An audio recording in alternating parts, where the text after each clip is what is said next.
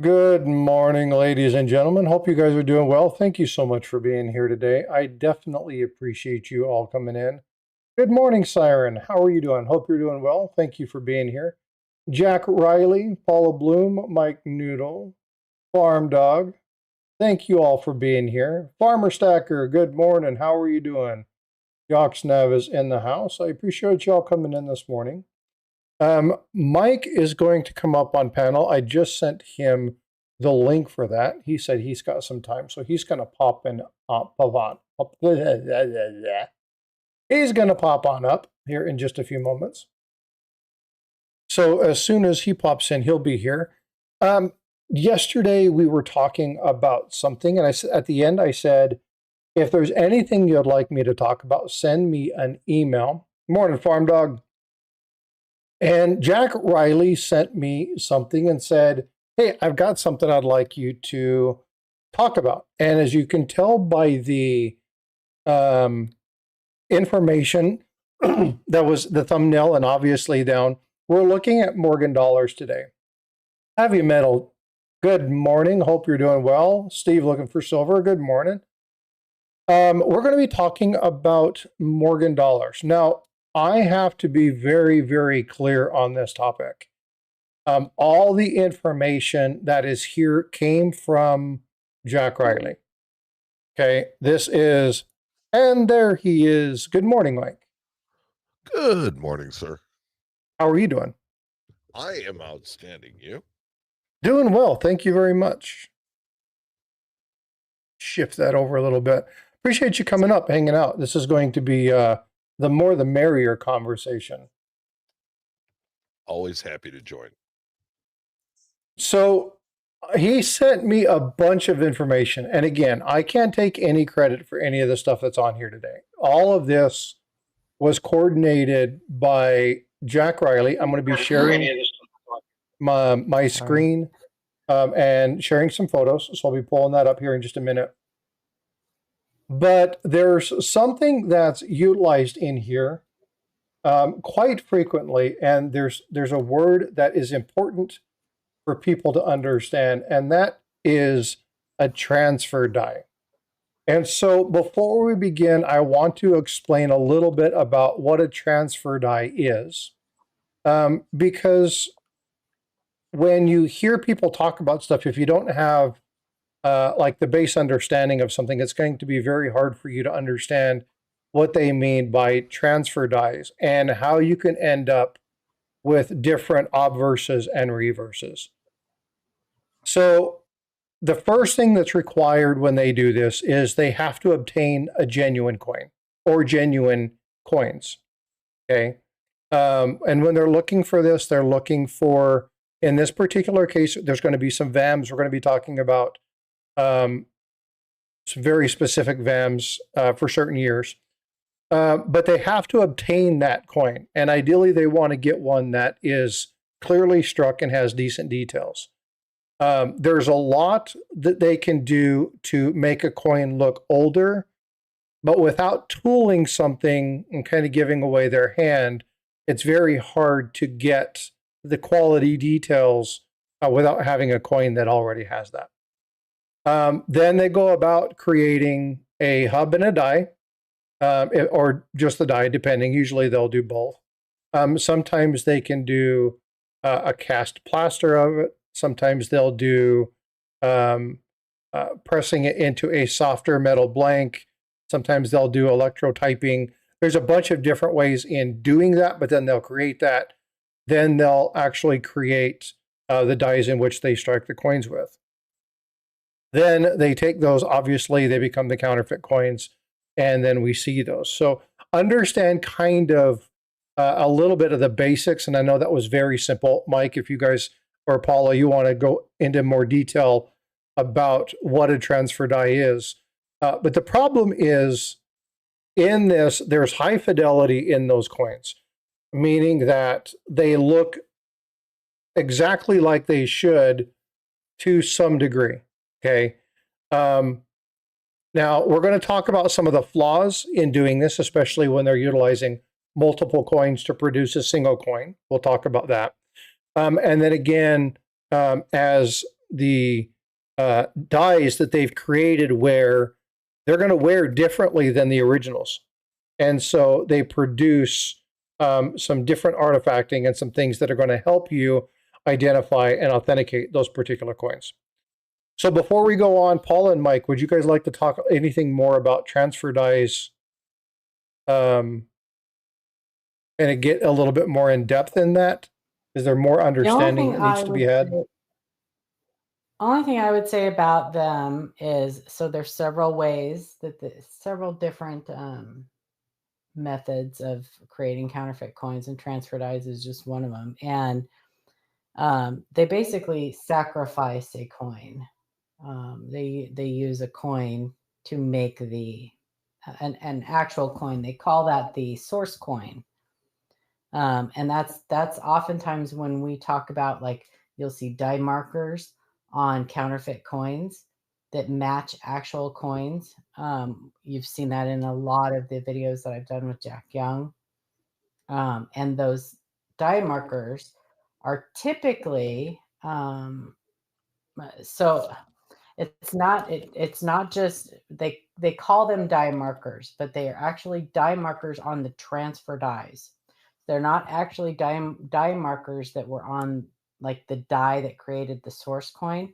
They are typically like damaged, like contact marks and things like that, or re-engraving or things like that come from the source coin, that will transfer onto this transfer die used to create these counterfeit coins. Oftentimes they will leave the dates off and they will add them later so that they can use multiple transfer dies for multiple different counterfeits. If that makes any sense to you guys at all. It's always that the transfer die is always created from an actual coin that is sacrificed. So they use the actual coin as kind of a hub to create the transfer die. Does that make sense? And invariably, when they make those transfer dies, there is always going to be some trace of the coin that they use to make it, and that's what you're talking about. So, Yes. they end up reproducing, like Paul has said, circulation marks, bag marks, things that wouldn't be on a perfectly struck coin, and then they become the markers that show us with every example of the counterfeit coin, because they'll be on every single one of them. Exactly. Yeah, and that's definitely something that we're going to be showing everyone today. And that's important. And again, it's bag marks are common. Okay, you look at a lot of people know the Henning nickel, right? We talk about counterfeits. That's kind of one of the very popular ones, and we talk about the die crack or the punch in the R. Those are telling characteristics that happen from that particular die that happened, and now that's produced on every coin. And it doesn't matter what year, and now there's many, many, many more things, thanks to Joe Cronin, that we've learned about Henning nickels. But you won't see that same event across multiple years. You may see it on every coin, and that means because it happened on the hub, right? We may see something on every coin of a specific year, but you're not necessarily going to see it across multiple years. Now, there are some minor nuances to that, where if they use the same reverse in 2 different years, you may see something, but there's going to be other die markers that show you that the obverse or something was different. And you may have a VAM, or you may have a marker on the front of a coin, the obverse of a coin, and they change out the die because of die wear, and now they have a different reverse, right? So there's going to be some exceptions to that, some nuance to this. And this is where it's very, and Paul and I were talking about this before, when they would do live coin Q&A and somebody would say, hey, can you help me identify this VAM? It was like, okay, everybody put their name in a hat and let's draw. It usually got pushed off to Amanda. She's like, Mikey likes it.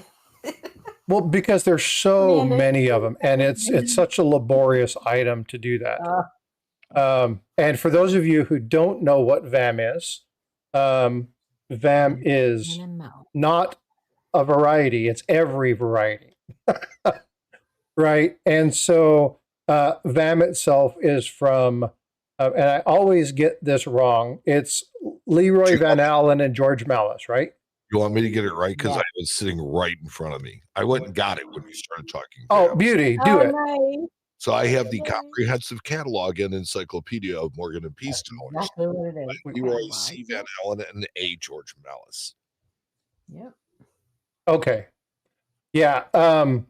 Thank you for that, because I always get Van Allen and Malice wrong. Yeah, I get the names right, and I'm going to put that exactly what you just said in chat. So if you ever want to know, it's there. And that's exactly what he's talking about, what he has in front of him. So I'm glad you said that, because I was typing it as you were speaking it. I always get their names wrong because I can never remember if it's Leroy Malice and George Allen, or for some reason, Morgan's, I like them, but they're not one of my major things. Seems there's a lot of that in the hobby. People like the value. They don't necessarily like the coin. Yeah, and you know, a lot of people can't stand peace dollars. I love peace dollars. I am a peace dollar fan, much more than the Morgan dollar. Me too. Yeah, and so to each their own. Sure. But what I want to do is I want to share my screen real quick. And again, very, very clear. I can't take credit for any of this work. I'm doing this because Jack Riley, who is in chat, graciously sent me some information and said, here's some information on the article that it was written. Here's something that was done. And this is a really, really cool coin. I know that coin. I've seen that coin. You've seen that coin? I've seen that coin. So I want to start off by saying, if you like hey, there's the other Jack. What's up, Jack Young? Good morning. Not to be confused with Young Jack. Not to be confused with Young Jack. Yes. Different superstars entirely. If you collect like Jack and Jack, he's in the counterfeit coins, there are some really neat ones that made it into the TPG holders, like this one. And this one is one of, I believe, correct me if I'm wrong, one of 22 that actually made it into a TPG holder. This one in particular is PCGS. And why is this a big deal? Well, because knowing that it's still sold for $1,500. And so there are people who collect these. Can you throw the landscape link in there for me, Paula? No. Hold on just a second. I'll do it. I don't know how to do it on my phone. Siren, are you still here? Can somebody go over and tell Jack he's in the wrong stream? Yeah, that's unfortunately the new way that I'm doing this. I don't see the live stream for the vertical until it's done. So I will work on making sure I have that in there, because that's going to have to be part of my new routine.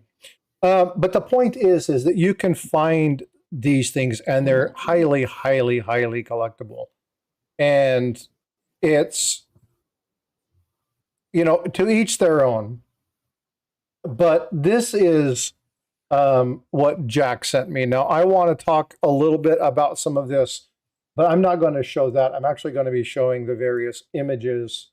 So let me pull up the right image for the item that we're talking about.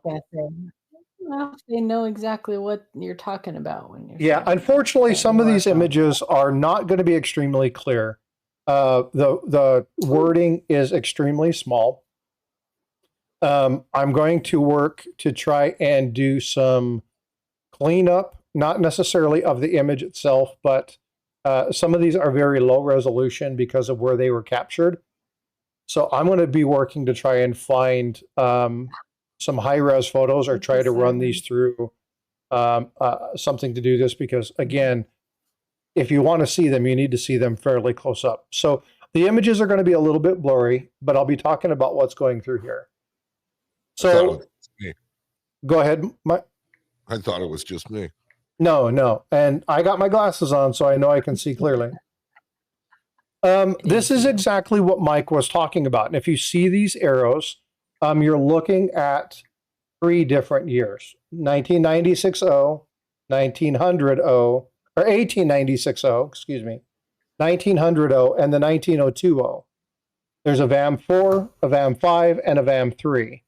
Now, each one of these has the exact same field depression, the same bag mark, as it were. And that should not happen across multiple years, right? And so this is one of those things that allows people to understand that, hey, we have a problem. Now, in looking at this, looking at these 3 dates, PCGS has their guarantee. And when they identified this, when PCGS actually realized, and this has been around for quite some time, that some of these counterfeits have been known since the 1940s. But what's important about this is that, as we talked about with Jack, and as you'll see in the interview that Jack did with Paula, they're getting better, right? And some of the counterfeits that you're going to see in some of these images they're really good. And if it isn't for some of these, if it isn't for some of these markers, and we're doing this because many of you, and I've got my book out and I haven't gone through them yet, but I'm taking this information. Many of you will have one of these in your stack. Especially if you have high grade VAMs, you need to be looking for some of the stuff that we're going to be going over. Now, don't send the images to me. Okay, I'm going to end up having to send them to Paula, and I'm going to end up having to send them to Jack. Let me take that back. Send them to me. I'll get them to them, but I'm not going to be answering you, because these need to be looked at very carefully. The difference in some of these, the prices can be extreme in some of these coins. A lot of these are highly collectible, and as you've seen, the 1996-0, still in the PCGS holders, 1 of 22, and it sold for $1,500. Getting this wrong can cost somebody a ton of money. And so this is one of those things, if you send me this question and you say, hey, I think I have one of these, I can guarantee you this is going to Jack Riley, Jack Young. It's going to go to Paula. Mike, if you want me to send one, I can send it to you. I mean, it's going to be going to you guys, because it's important that we get these ones right. And if you have any question at all regarding the authenticity of something, especially when we look at some of the Carson cities, this in particular is about the New Orleans, primarily the micro O's. Hey, Big Flip, I just seen your name in here. Good morning. How are you, sir? It's important that we get these right. Okay. So again, now when we look at these, there's a couple of things that he sent me, and I want to read this verbatim so that we understand a couple basic things. The ones in the PCGS holders are going for much more than the ICG or the ANAX. Well, yeah, it's about reputability, right? They made it into the official TPG holders. Mistake is a mistake, but sometimes some mistakes are bigger. Just like if I'm going to be looking at, and I've talked to Mike about this, if I'm going to be looking for one of those Omega Man gold coins in an authentic holder, that's going to be some pretty hefty money, right? So people like the mistakes, so people look at these things. But a couple of things that I want to go over. There's a lot of these. And as has been posted in chat, over 5,000 different varieties of Morgans have been identified, 34 different die varieties. When you're looking at VAMworld, for instance, when you're looking at the number of obverse and reverse dies, you're talking about 16 obverse and 11 different reverse dies used. The dies were interchanged, mixing and matching. And what happens is they create improbable die marriages. And knowing those die marriages, and again, this goes to somebody who wants to do this, understanding the different die pairings, understanding those VAMs, understanding how they took the time to understand each die pairing and what those markers are, and finding those things like this image that's on the screen about these little markers across multiples is going to help you understand where things are wrong. Okay. Now, when you do this, used to, you could take a magnet and you could put it on a lot of these and they were magnetic and it was quite clear. But counterfeiters are getting smarter. Okay. Way smart. They're utilizing authentic Morgan dollars and they are altering them. They're adding mint marks. So they're going to test right. They're going to use like copper alloy and then cover it with silver. So if you're going to use a slide, it's going to seem that it's going to work right. I watched a discussion between Tiger and Long Live Coins about the uses of slides and stuff. And it's like, it's great unless the coin that you think is authentic and you're comparing it against a new coin happens to be a counterfeit, right? So there are some things that you have to do. And what's important when you're testing your coins, and I think, Mike, you would agree with this, and if anybody disagrees with me, please let me know, but never trust a single test. You have to cultivate multiple tests. I've always said, if your mother says she loves you, get a second opinion. Stop it. It's true, though. If your mother says it is true. A second source, it's just it is true. Important. And I don't want to toot my own horn because it's not me. It's not about me. But if you guys want to learn more about these counterfeits and stuff, I've done some amazing interviews with Jack Young on the Livecoin Q&A channel. There's a series of them. And you will really learn a lot about some scary stuff that's going on out there. So I learn so much every time I talk to Jack. Every time, right, Mike? Yeah, it's amazing. I have the best time doing those with him. And we've got plenty more coming up with him. He's going to kind of be a regular. So it's going to be fun. But so get on, if you have a chance, get on over there and just look up, the ones that have his mug on the thumbnail, as they have his mug on there. So let me say thanks to Bullion Brent for subscribing, and Luther Blankenship. Thank you for both coming in. I appreciate you being here. And then see Happy Chappy and Big Flip Coins. Luther, thank you again for being members. I appreciate you. You guys have been members for a very long time, so I appreciate the support of the channel. Make sure I call you out. So let's, I just did put a link in chat.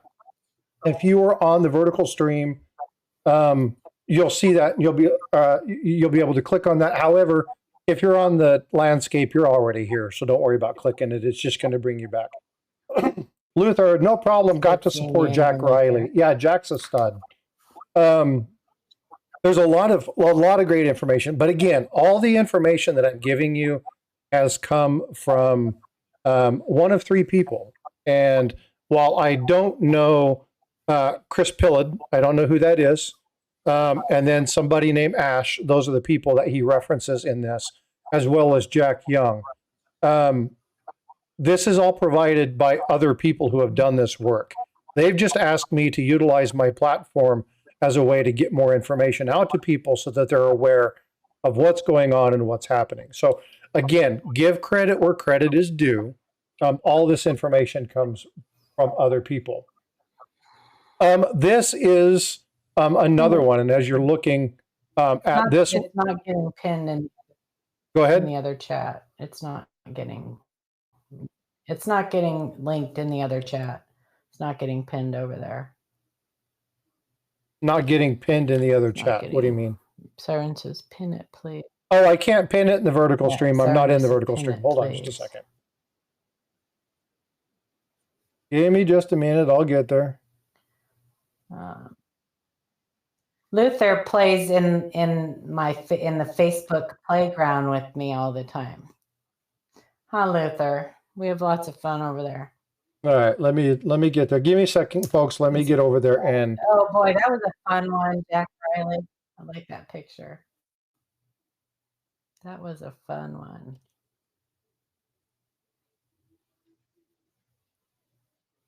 All right, let's do this. MD that transferred over.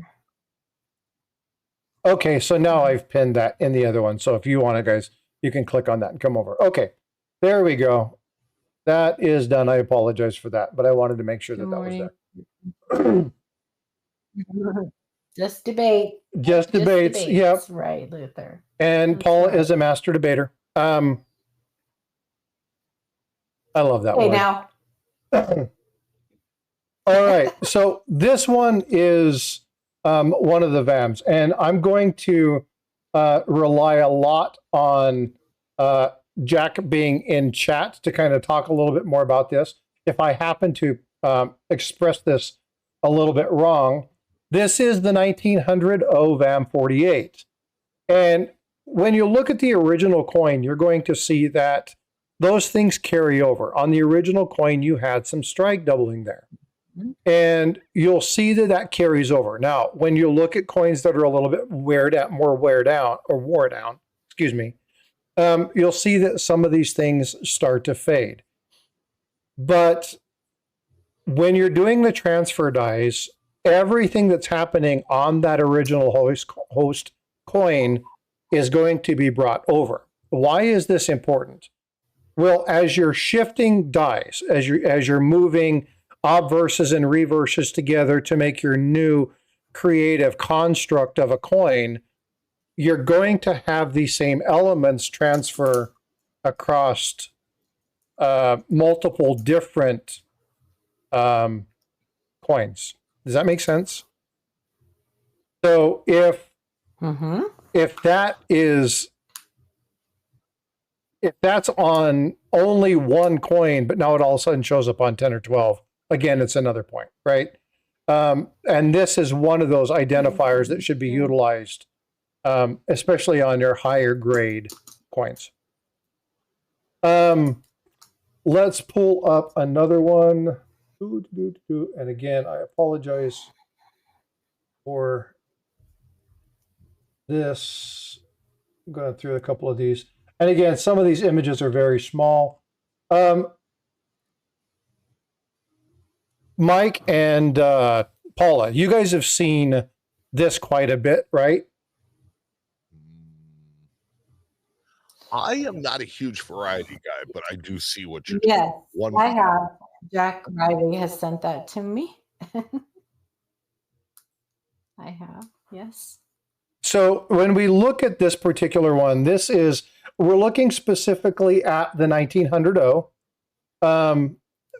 and there's different reverses. And when you're looking at Morgan dollars, one thing that's really important to look at is that as you see certain things, you're going to see them a lot in counterfeits. And one of the things to look for is this little loop in the Eagles. Actually, I'll just let you talk about it, Paula. You can explain it probably better than I can. What am I talking about? The Eagles, the loop, the design element in the eagle, the wing. from the neck to the wing? So those are just markers. Those are markers for the counterfeits. And unfortunately, this is not, and Jack's going to be in there. Yeah, so we're looking at the wing gap, and that's exactly right. But there are 3 different, I'm just going to read what this says. So there's different reverses, okay? So there's a C3 and a C4. And if you look at a majority of these, hold on just a second. I'm seeing.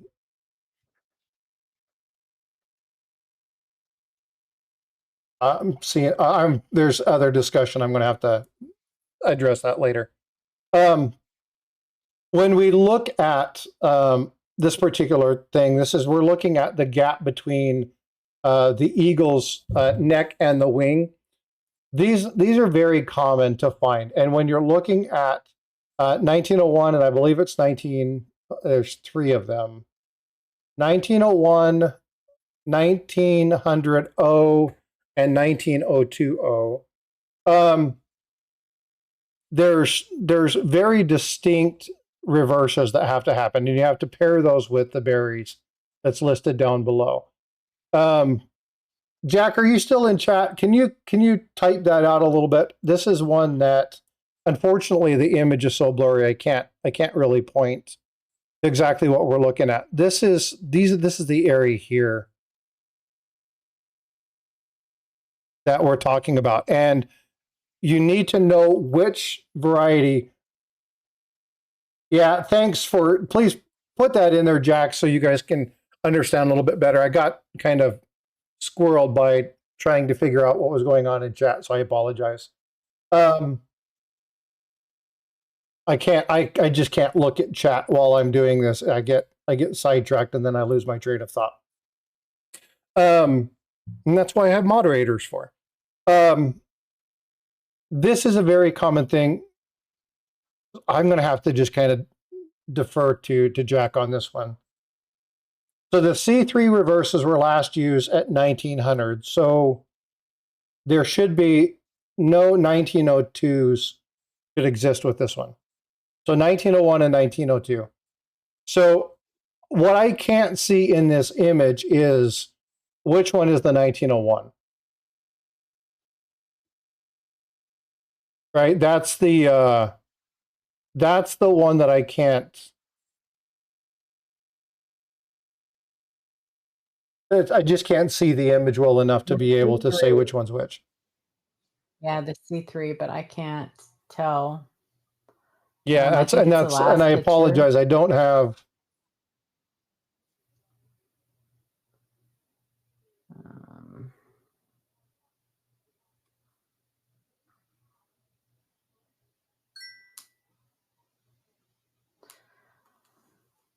But good thing is all of you guys can read some of this information for yourself. So if we have that, we can pin that in the chat.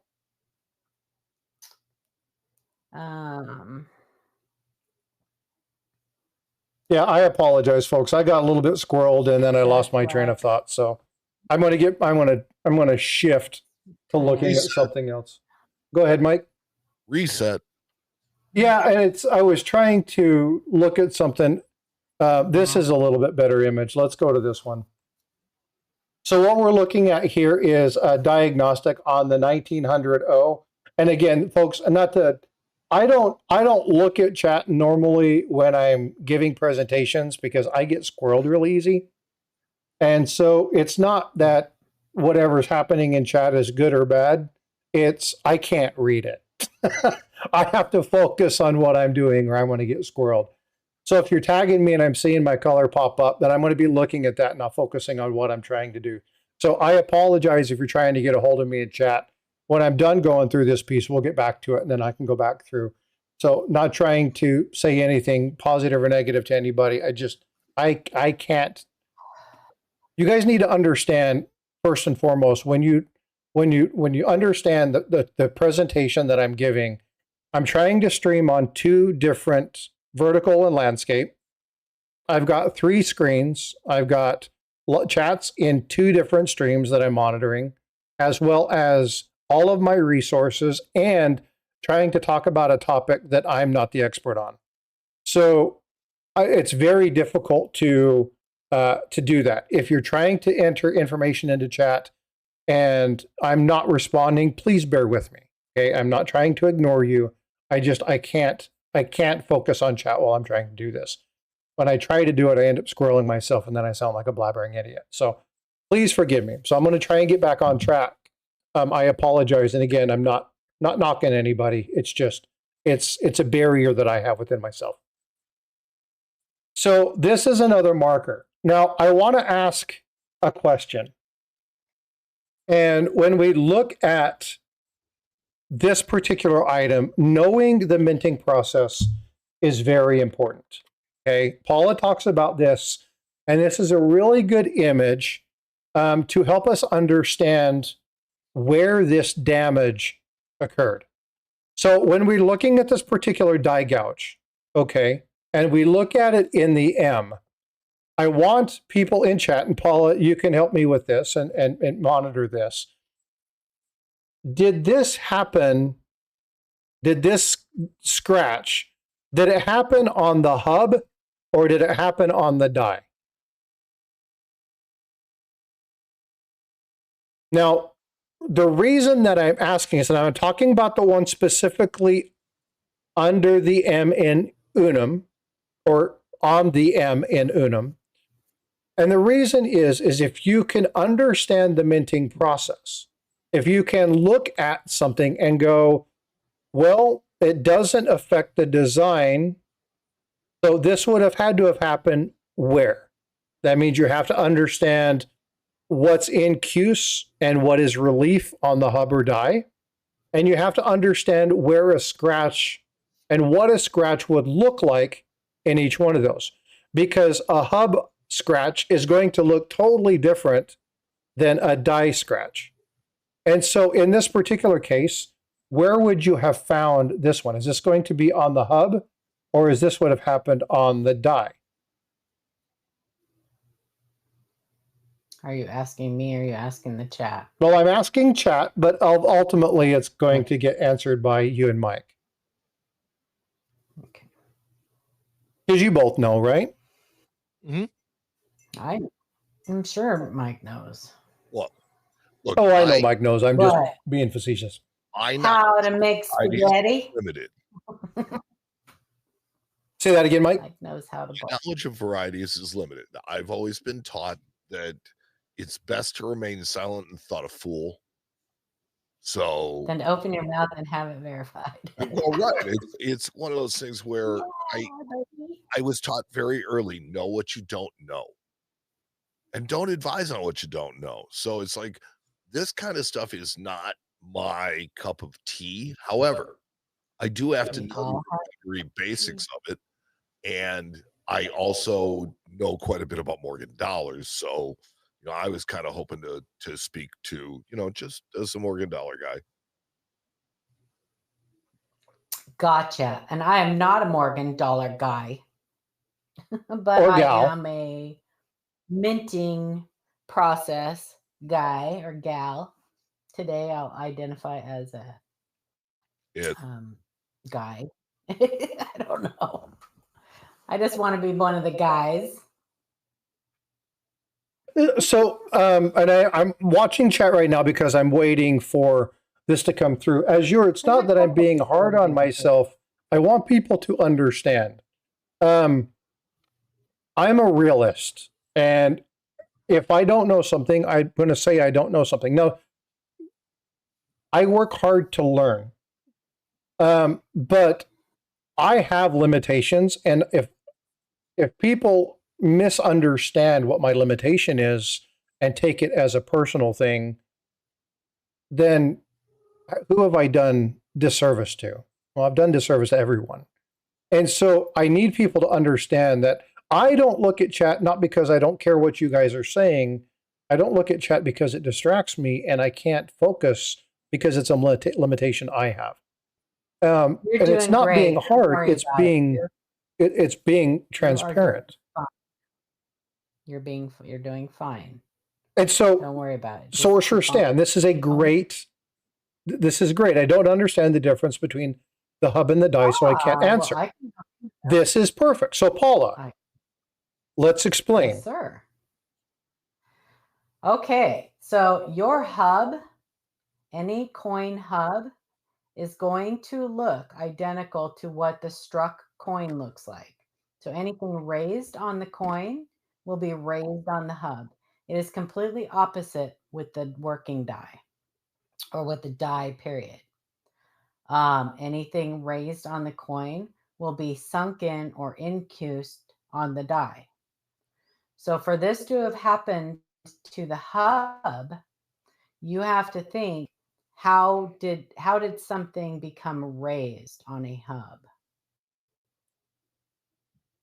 So the likely answer for this is that it actually happened on the die, because it would have been incused on the die, which would have caused the metal to flow into that defect in the die and be raised on the coin.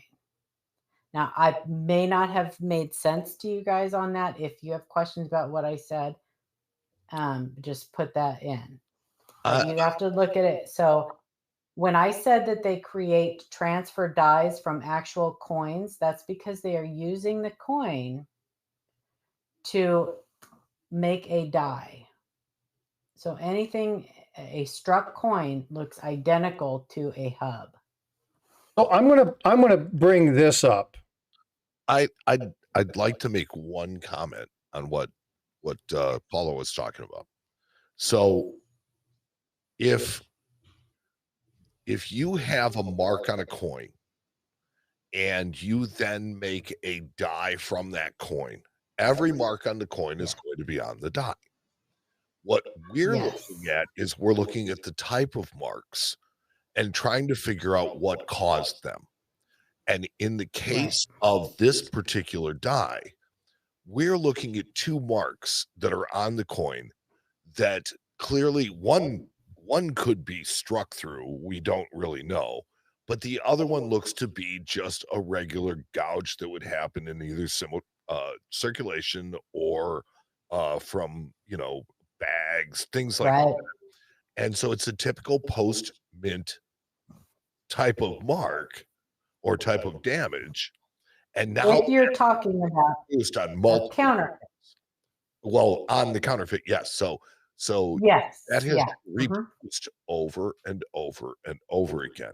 The other thing that's really frightening about this coin is if you look at the dentals, because there's machine doubling on the dentals.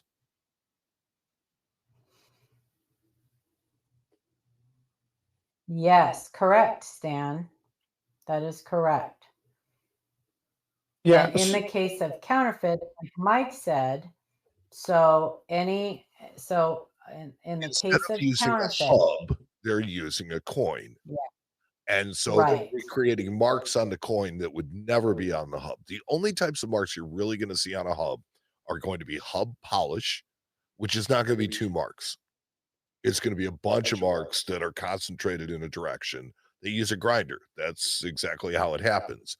So your polishing marks are that, and an occasional mark is going to be on the hub, but for the most part, they're you can get damage to a hub.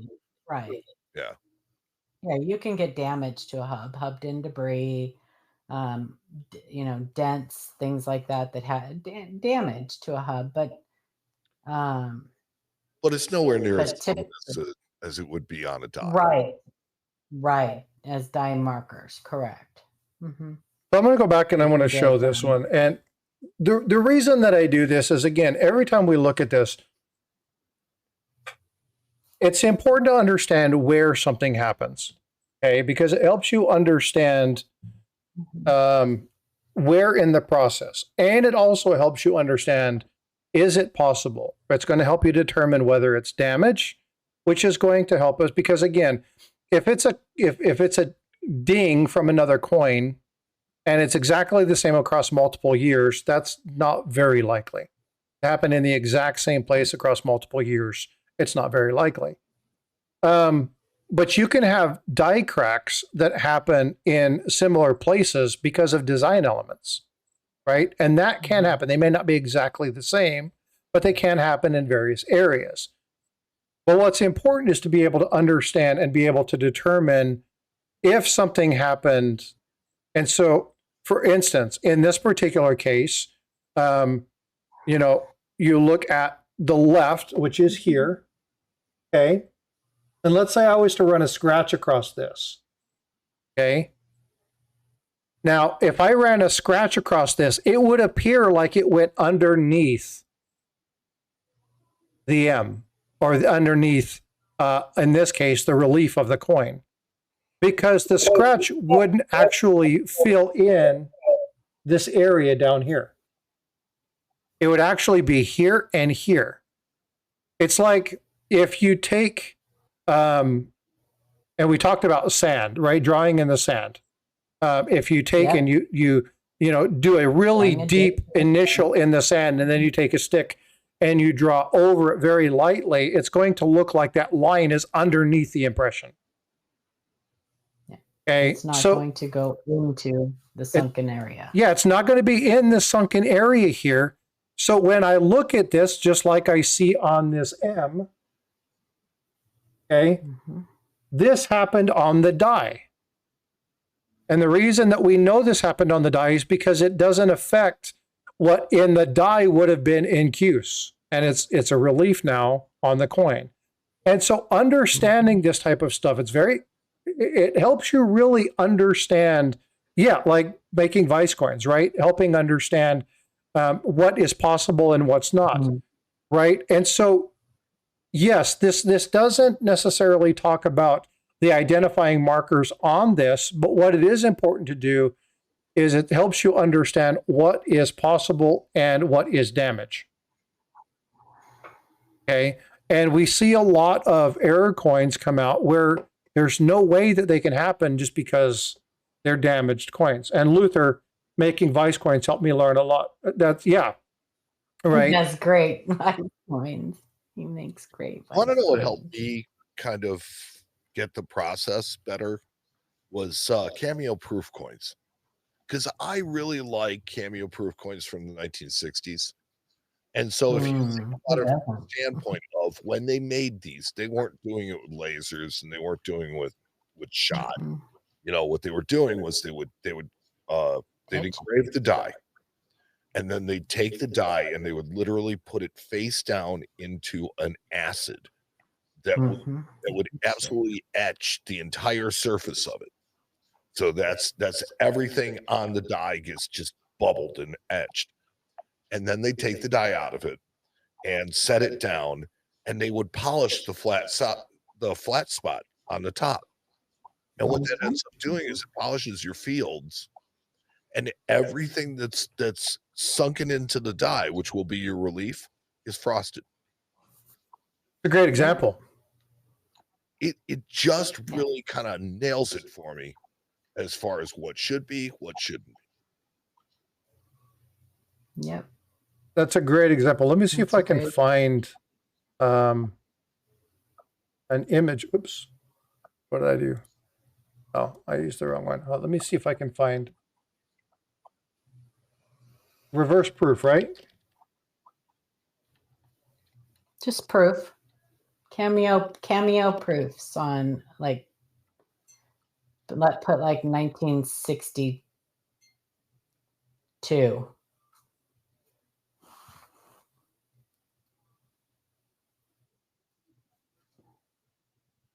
The cameos on those did not last long either.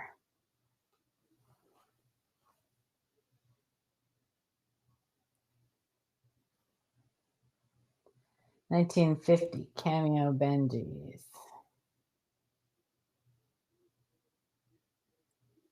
No S, just 1950. Let me find here. Where did I put it? Cameo. Like this? 56, type 1. Is that right? Yeah. Get one of those babies. Is that what you're referencing, Mike? Is that a good image for this? Yeah. Yeah. That'll work. You still there, Mike? I'm sorry. So yes, no, this is exactly what I'm talking about. Yep. This shows you that everything that is sunken into the die was frosted, and what you see as shiny was the flat spot on the top. Which is opposite on the struck coin. So it is now raised on the struck coin. Yeah, so again, I know that deviates a little bit, but it's important to understand this concept, because as you look through some of these things, again, not only do you have to determine whether the coin can be even real, because sometimes they're pure counterfeits, sometimes they're altered, right? So you have to be able to make a determination about whether this is a real coin that's been altered, whether they've utilized multiple coins, or whether the coin isn't even real at all. And these markers and understanding that minting process is going to help you to do that. And so I know that's a little bit of a deviation from what we were talking about, but I just wanted to make sure that people understood that piece. I think what this does is it kind of shows them the process of how dies are made and what they do to them after they're made in order to make them look a certain way. And so if you understand how you can treat the devices differently from the fields, I think that explains a lot of the VAM stuff. Yeah, let's Just my opinion. It'll help you learn what is it helps you distinguish between what is a true minting error and what is damage.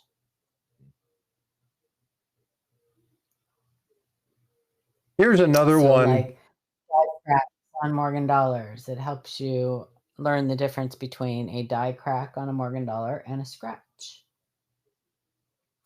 Yeah, here's another one. Again, when we're looking at things that happen across multiples, the arrow, you'll see the line here and the arrow right here, and then this M. Now, this is, and I'm going to pull up, I've got to minimize a couple things, so give me just a second while I pull this up, because when he sent me a ton of various listings and things that he watches on eBay. And so as we look at these, it's important to understand. So we look at that M, right? So first thing we're going to do is we're going to dig in and oops, why are we not? Oh, it's not allowing me to zoom in. It's cycling. Refresh this.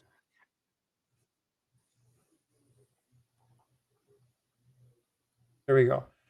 So when we look at this, you can see quite clearly that matches the other image that was there, right? And again, he's done the proxy blog, if you can put that in there, where they talk about these very specific items. But look through your coins, right? And this one is a 1900. Look through all your New Orleans coins. Those are again. Those are markers. Those are markers for the specific counterfeits. Yeah. You won't. So that would be damage to a coin, and you're not going to see the same damage. Go from year to year to year. So say you have the damage on the M, on a 1900. And then you're also seeing the exact same damage on a 1901 or a 1902, the exact same damage. Then that should get your spidey senses going. Like, well, that's not going to happen. What are the odds of the same exact damage happening in the same exact place on multiple years? So Jack Young and Jack Riley and all of those counterfeit guys use those as markers. And what they do is they go even further down the rabbit hole and they find the actual source coin that has that damage on it that was used to make these transfer dies and strike multiple years of these counterfeits. It's amazing that they can do that. I don't know how they do it, but it is brilliant. It is brilliant, Pedro. It is brilliant. And it's a lot of work, and it takes a ton of time. The host coin, yep, they find the host coin. Mm-hmm. Now, when we look at this one again, right, you need to know the differences on the coins. Now, this is also a counterfeit. This is a 1902. But if you look at the M, you'll see that it doesn't have the same marker as the other one, right? So not every counterfeit coin that falls into a certain year is going to have the same ones. This is, we're looking at this one right here. And the telltale on this one is that slanted O. This is one of the micro O's. Tilted to right. Yep, tilted to the right. And so there are some other things when you look at this, and I'm trying to find where exactly it is in here, but there is, hold on, let me find this. I've got to pull up the sheet that he gave me because again, it's loaded with stuff. Where is, yeah, it's loaded with stuff. And I think it's, it's right there if I'm not mistaken. So there is right here. Can't see it very well in this one. This is the right location. It's hard to see, Jack, correct? There is, you see my little marker? You can't see it very well, but right here there should be a spot. You can't see it very well in this one. Let me see if I can find the other one. There's the, no, it's not the same mark on G. There's tooling all over this coin. Yeah. All well, yeah, over yeah, it. yeah. You can Yeah, see I the don't know tooling what all there on that the is. eagle. It's horror. It's Here. ugly. It is ugly. And then they're trying to confuse. That would be on the reverse. Yeah. They're trying to, the toning in this is trying to hide so many sins. Mm-hmm. It certainly is ugly. Yeah. Now, in this one, they don't have anybody offering anything yet, but on the other one, if you saw this one, there's already 10 bids on this. Good morning, AZ. Now, Jack Riley and I have talked about it. I'm actually going to be bidding on this. I'm going to try and pick up this coin for him. Because again, when you're talking about the specific varieties, it's good to have some of these. But again, you know, it's important to look at. Now, here's right. Look at the number. Not like this is a brand new seller. 99.9% positive. Yeah. So it's important that you take the people that have done the research and you utilize their knowledge.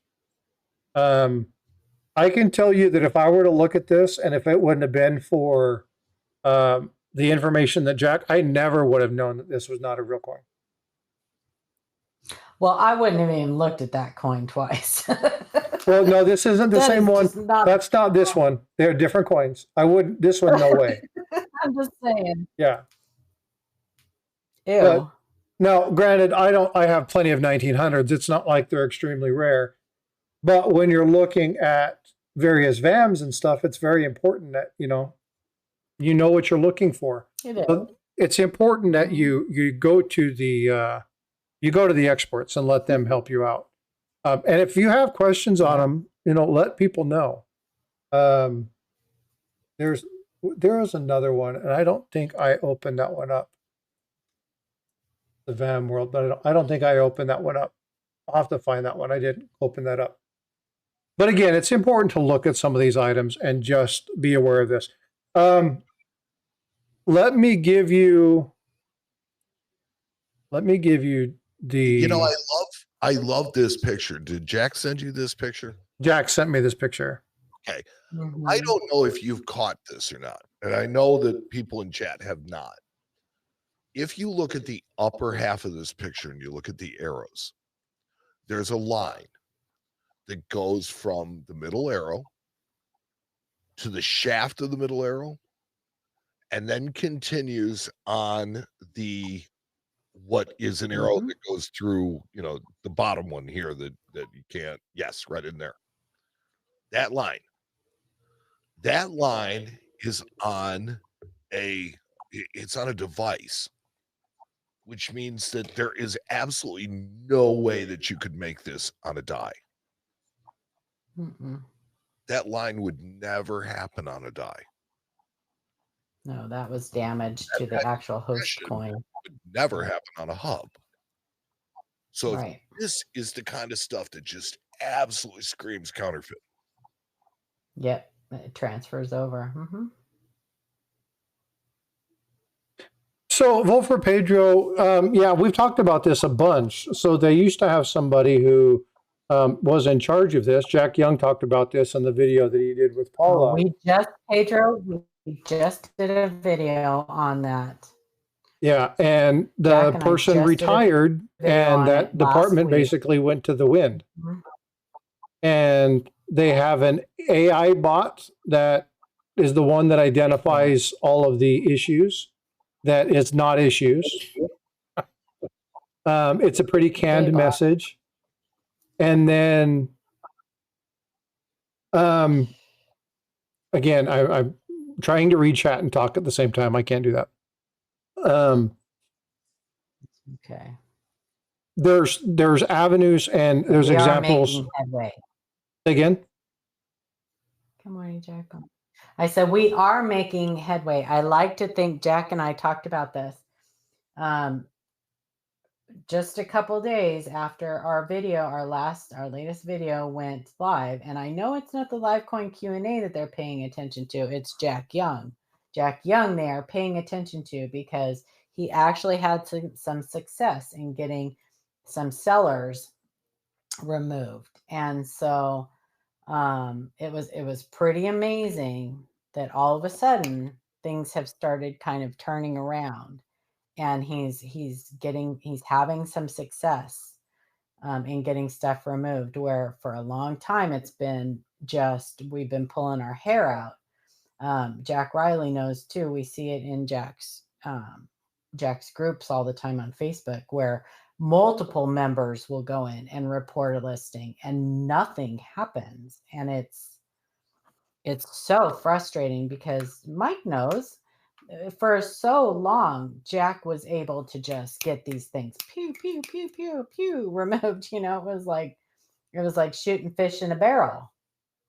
And then it just stopped. Yeah, I mean, they had an actual person he was getting to, somebody with a decision-making power that was like, oh, yeah, he's right. And now it's some AI bot that's sorting through stuff, and they're having a hard time getting through, whether intentionally or not. I've said it a million times. Jack does the Lord's work. He does. Absolutely. So, you know, it's the one thing I love about Jack is he doesn't quit. He just keeps going about his business because what he's doing is his purpose and it's what's right. And the man could not have more of my respect. He could not have more of my support. Boy, no kidding. And I'll tell you, I feel I am so honored to be the one that he chose to use as, you know, to be his kind of platform to get the message out, because we're a small channel. He was offered to go on a very large channel, and I locked him up and threw away the key and said, "No, you're mine." I was going to say, but he actually, huh? I was going to say we didn't offer him anything. You should have. He chose to use the Livecoin Q&A as his platform, and am so honored It's a good that he did platform. that. It's a great platform. Thank you, Mike. Thank you. So here's try. here's And an we'll bring back- example of one of the improvements that the counterfeiters have made based off of some of the discussions Jack has had. Now these are before they had the word Morgan underneath them, and they removed that word Morgan. I Right. wonder if he's ever completed that set.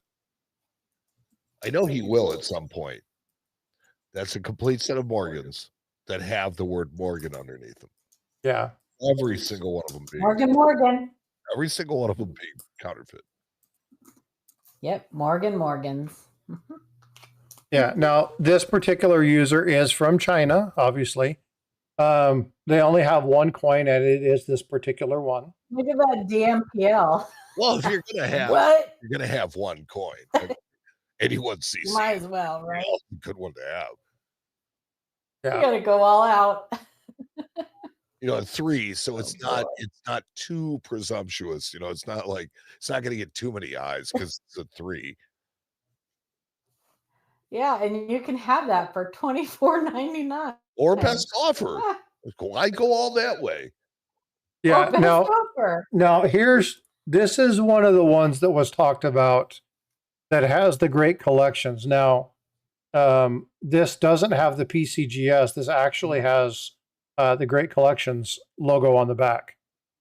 And so it's important you understand. Now, go look at the Great Collections sell of this particular coin and then come back and look at the price comparison. It was way easier to counterfeit that Great Collections logo than PCGS though. Oh, I'm sure. Yeah. And I think this one was one of the ones that was in our top 10 last week. So say that again. I said I think this one was one of the ones that was talked about in our video that we did Tuesday. Good morning, See Happy Chappy. Yeah. So, and again, it's important to understand the holders are getting better. Okay. The labels are getting better. If you look at, they have the items here. Again, you're looking at this is a little bit wrong. You're missing an element here that should be there. It's not there. And there are little telltale signs, but they're getting the kind of clear seal that you're supposed to see around the edges. That's getting better. So you've really got to do some due diligence when you're looking at some of these items. Because they're still not getting right, Frosty. What's that? The fonts. Yeah, the fonts. Well, and the barcodes are all wonky. Yep. The barcodes they have the same 1, 2, 3 pattern. If you look at this front area here, you have the same general patterns in multiple coins. And this is why. And just because one of these doesn't scan doesn't mean that it's not real or that it's a fake. But a coin that doesn't scan should cause you to take a second guess and go back and go, what the heck? Well, as somebody who started out in print media, fonts are really, really important. And they're easy to notice. Hang on a second. Jack, you are in, so Frostbyte streams in 2 different modes. He streams in portrait and landscape. Portrait is more for the people that are using their phones, and that's the one you are in. If you click on that link that he just put in that chat, landscape mode, it will bring you over to the one we're all in. So it's the same stream, it's just in a different mode, and that's where most people are watching this and chatting in. Yeah, you so click on that link all by yourself for the most part. Yeah. And it's really hard for people to watch both. It's almost impossible to watch all 3 because I've got all 3. I have my phone open. Yeah, I have my phone open and I'm watching over there. I need to chat in landscape because I can't see it from where we're at. This was just sent to me by Jack. Oh, the Morgan collection. This is the Morgan collection. Yeah, he sent me that too.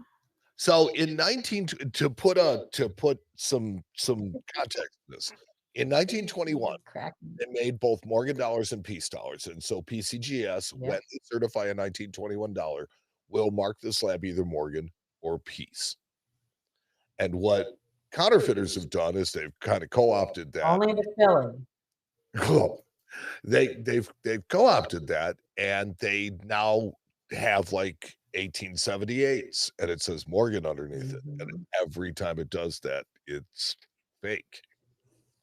And Jack has gone to trying to put together an entire set. Yep, Morgans. I love it. 81, 82. 2021 Phillies, Luther. Will oftentimes be labeled Morgan. He's got a 93 CC. I mean, that's a pretty tough coin. A 1921. I'm sorry, not 2021. 1921. 1921. Morgan Phillies will be labeled. Well, they put it on the 2021 too. Yeah, he finally made it over. He said, "I was talking to myself." You weren't talking. Well, I was looking at it, but I had my phone pointed down. I didn't really see it. Hi, Jack. Welcome, Jack.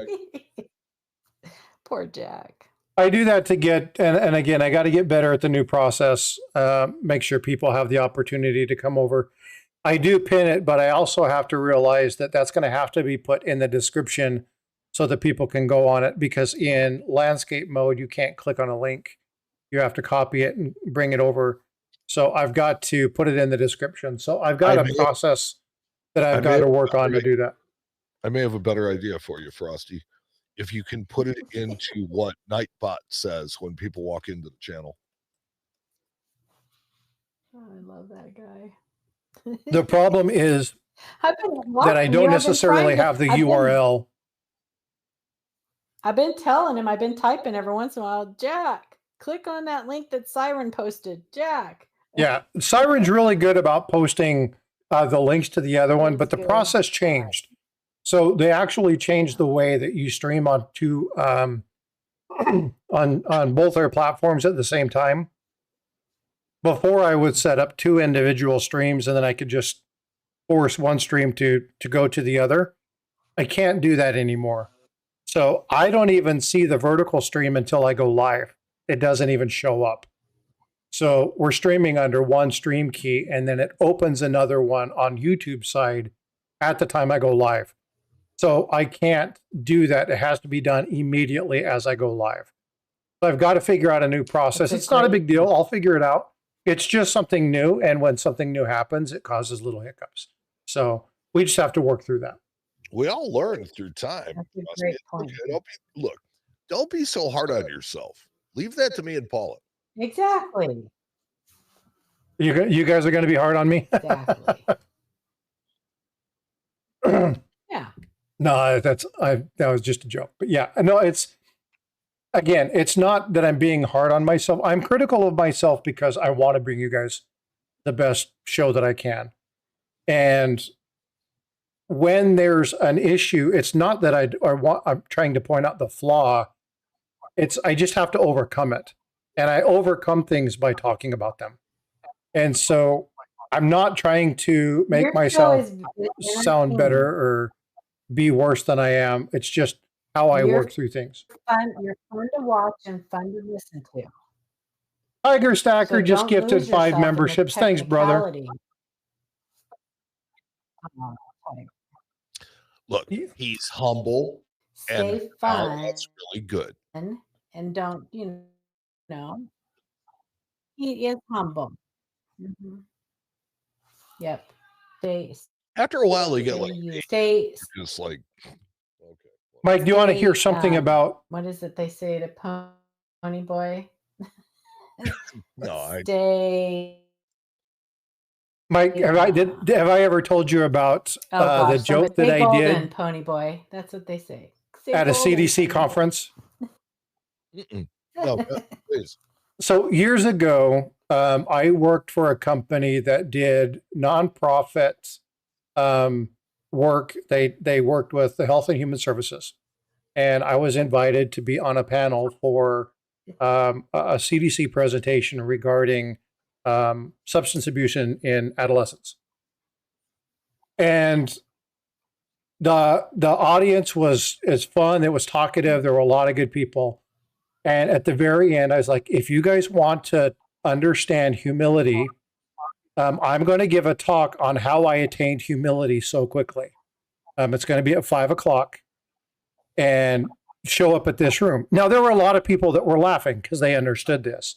There were like 40 people who showed up to that room at 5:00 to listen to how I achieved humility so quickly. Because they totally missed the joke. So you got to be careful joking about it. Some people just don't understand it. Yes. No, it's true. So, you can only be so self-deprecating. Yeah, it was a lot of fun though. There were like 5,000 people at that conference, but like 50 people showed up to that room. So I had to go explain to everybody it was a joke, and some of them thought it was funny, other people did not. But it's what I do. Yeah. Hey, you know what? That's how you know you're on comedy's edge. Yeah, it's a lot of fun. Robert Bruce, you're a substance abuse mental health counselor. Outstanding. Yeah, you'll find that, and I don't say this to be ignorant or indignant, obtuse. There's a lot of people in the coin collecting hobby that are recovering from some sort of either PTSD or addiction or substance abuse, because it helps take their mind off of things. It's actually it's not necessarily trading one addiction for another, but the coin collecting, the stacking communities have done a lot to serve as treatment for people with PTSD and substance abuse disorders. And so you'll find a lot of common ground. Yeah. Now, I will speak to this if you like, because I think we're all kind of wacky. I think it's pretty well common knowledge. I am somebody who suffered from complex PTSD, and so I suffered with it for a very long time. And coins, people like me, you have this obsessive thought disorder where you obsess on things, and so instead of obsessing on something really horrible from our past, we obsess on coins. Yeah, and it's just trading focus, right? That's like my son has pretty substantial ADHD, and when he was younger, we took him in to get him reviewed, and it was like, oh yeah, this is quite clear. I think Jack is sending me messages because I'm here. The ding, ding, ding, ding, ding. So he's sending me photos. Yeah. Let me find this real quick. Let me figure out which one he's sending it to. Good morning, Dan. But yeah, so hey, can I off topic real quick, Mike? Yeah.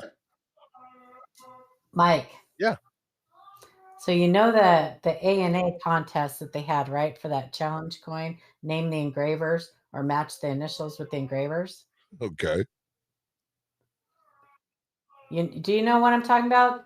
I'm not familiar with it, but the ANA had a competition. So they gave away the president of the ANA gave away a challenge coins in Atlanta. Okay. You don't know anything about that? I know. I thought you and Mike talked about those. No. Okay. No, never mind then. Carry on. Neither Matt nor I went to Atlanta. Oh, okay. Cool story. Well, they did it for National Coin. We did it for National Coin Week. They gave out a coin, but then they turned this into a competition where they gave you 16 engravers' initials, and you had to match the engravers' initials with the engraver. And it's tough. Now you're talking about engravers of challenge coins, or no. Just engravers, famous engravers. I might actually well-known engravers. Just get to the punchline, Paula. Well, they're dragging us on. The punchline is that I won. one. I was one of the winners. That's what I was expecting. Anyway, okay, there you go. Now carry on. No, so Carry what on. she's slowly alluding to. Sure. I'll do a video when I get my prize. I'll do a video when I get my prize. Yeah, so she's one of 40 some odd people who won a gift from the president of ANA, and it ranges from some pretty cool stuff. So, also, since we're mentioning ANA, if you are an ANA member, the ballots are out for the elections. Please vote. Yes, I'll give you the same one I give you for yes. I don't care who you vote for, just vote. this is a pretty neat. This is a pretty neat coin, Jack. Yeah. Yeah. Yeah. Very pricey one. Did you see Jack's latest Gobrecht dollar find, Mike? I'm sorry. Thanks, Caroline. Jack's latest Gobrecht dollar find. Gobrecht dollar. No, I don't think I've seen that one. And I stay pretty current on what Jack posts. Thanks, Caroline. That's a pretty cool one. To win, probably. I tried looking. How do you know I use the internet to win? So the lump in the INC, is that a repair? You're right, I did.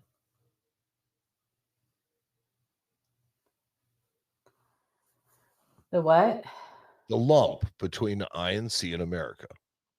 So if I go back and you look at that location, which would be here, right? I know it. Well, it all depends on the orientation. It's like the it's hard to tell because there's no orientation. He wasn't sent. I know you found. He did see the one you found at Central States.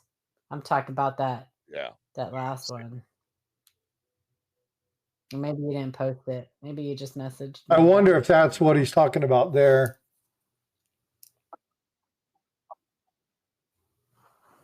Jack, you're going to have to orient us as to this piece. It's just help us in saying, no, is that blob? Is it like, is it solder? Is it,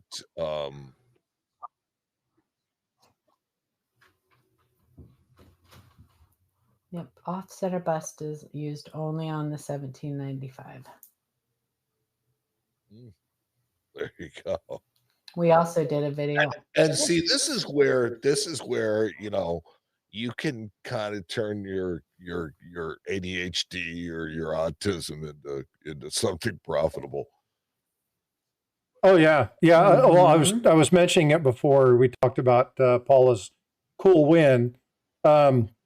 My son has ADHD, and when he focuses on something, like he obsessed about finding me a W quarter. Like he was looking at everything until he found me one, and then he could say he found one, and then it was done. But when he looks at certain things, and we've sat here and we've gone through different things and talked about different items, when he really wants to dig into something, like you can't stop him. It becomes really important. Say again? It becomes really important to them. Yeah. And it's not, he doesn't have a singular focus. Like, it's not the only thing that exists. So it doesn't become obsessive, but it's one of those where he will come back and go, no, I've got to finish this. I've got to look at it. And, a lot of people misunderstand that there's really good avenues for that, right? And so finding out what that is and how that can be beneficial. And I told him, I'm like, if we can find the thing that you obsess over, money will find you. Like money will find you. You will do well. Oddly, they are finding that people literally with autism are really insanely good at recognizing patterns in large numbers. Well, and he was talking about joining the military, and I told him, I'm like, what you need to do, and I introduced him to a gentleman that does aerial surveillance reviews. There you go. And I'm like, you would do really well at this. And he's like, it sounds boring. And I showed him a couple images, and he's like, well, they're not the same. And I'm like, dude, you need to go talk to him. Like, you really need to go talk to him. Yeah, if you're really good at finding the differences between these two pictures, you know, that's kind of a skill. Yeah, and so there's some really cool things. And in coin collecting, you want those kind of people. You want people who, and I don't say obsess over those items. Paul and I were talking about going down the rabbit hole, and how, you know, I'm obsessed. Yeah, and when you find something that's interesting and how you dig into it, but this is how we learn, right? And this is how we share information. We've got people coming in here that until today, I didn't know who they were. But, you know, Luther, thank you so much for being in here. Really, obviously, you know, has studied, looks at information, knows coins. And when you find people of like minds, it's amazing what can be accomplished and the people that you can connect with. And so this is what's fun about this hobby, is that, you know, you take those people who really have that desire. And again, folks, I've stumbled over myself a lot in this because this is not my realm. And I give tons and tons of thanks to Jack Riley for sending me all this information. This is not my wheelhouse, but if I can share information and get it out in front of you guys, you know, I'm happy to do so. But, you know, credit where credit is due. These guys have given me, and Paula, you know, I quite frequently tell you guys, you know, I consider Paula a great mentor when it comes to this. And she's given me a lot of great connections. She introduced me to the Coin Show podcast, introduced me to Jack Young, introduced me to Jack Riley, introduced me to, actually, you saved me from a couple. I say that jokingly. Those are the ones I'm most proud of. I say that jokingly. I am most proud of those. Yeah, I say that. Yeah, and I am being funny about that. But I've always found Paula to be more of a tormentor than a mentor. Well, I will take that as a compliment. Yeah, exactly. Well, and again, when we go in here, personalities aside, you can't argue knowledge. Period. End of story. And if you are okay, and again, we talk about friendship and stuff like that. I have family members I can't stand, but I love them dearly. Right? And you learn to deal with what you can. And when you have people of great knowledge, I deal with doctors all the time, and some of them don't have any bedside manner. But there's no acknowledging the fact that you can't acknowledge the fact that they're some of the most brilliant minds in the industry that they work in. So sometimes you have to determine what's more important, information, knowledge, or my sense of feeling. And sometimes I can be rough. I'm very passionate about what I do, and sometimes people mistake passion for being angry and even mean in cases. But I'm just adamant about, you know, trying to make sure things are taken care of. And if that drives you the wrong way, then I'm sorry. But, you know, I've got to be who I am. Paula has to be who she is. Mike has to be who he is. For better or worse. But you understand what I mean, right? Yes. I would rather surround myself with people who I know are jerks. Thank you. You're welcome. No, but seriously, I would rather surround myself with people that I know. It's like, look, they're hard to deal with, but I would go to no one else for anything but that piece of information. Right. You always know where you stand. Yeah. And we have friends. You always know where you stand. Oh, I'll give you a great example. I love the man to death. There is nobody smarter when it comes to Lincoln Sense, but don't argue with Chuck. Right? You just don't argue with him. Just because Chuck, yeah.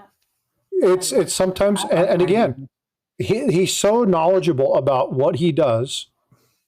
It's like, well, hey, if you're going to argue with me, then, just fine, whatever. Like, you're done, right? Have discussions. There's just people that you have to do what's called deference to expertise. And if I felt that I was right, why would I go to the expert and ask them for help? It just doesn't make sense to me. So I would much rather surround myself with people who are going to be honest with me, whether I like what they are saying to me or not. I want that friend that's going to tell me I have a booger in my nose. I want, if somebody truly cares about you and loves you, then they will sometimes tell you things that you don't want to hear. And it doesn't mean they're doing it maliciously. It means that they love you and they care about you and they want to be honest with you. And folks, to add I to love that, this hobby and I care about this hobby and I want to. yeah. To add to that, and Mike, you know this far better than I do. I know Paula and them have this all the time when they do this. People that own coin shops, same situation.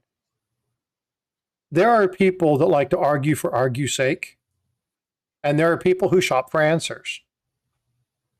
But if you're going to ask somebody for their opinion, it's different than asking somebody for their advice. Okay? If you ask somebody, you go to somebody and you say, folks, I want your advice on this, then take it graciously. But if you say, hey, can I get your opinion? You can discuss your opinion, but don't ever challenge somebody's advice. If you go to somebody for advice, take it or leave it. Leave it at that and be done with it. And understand the difference between them.